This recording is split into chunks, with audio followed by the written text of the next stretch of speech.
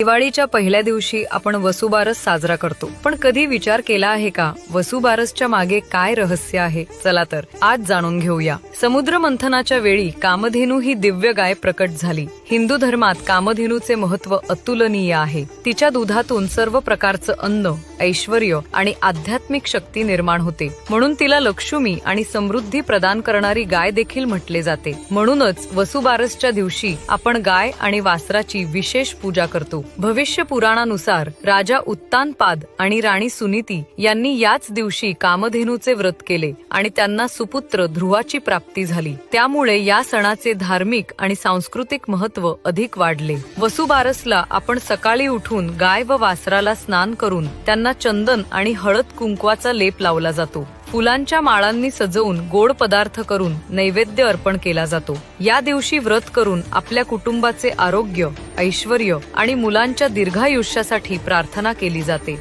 वसुबारस हा सण आपल्या संस्कृतीतील गौमाता आणि वासराची कृतज्ञता व्यक्त करतो आणि गोवंशाचे महत्त्व जाणवून आपल्याला निसर्गाशी असलेल्या नात्याची जाणीव करून देतो. Download ShareChat.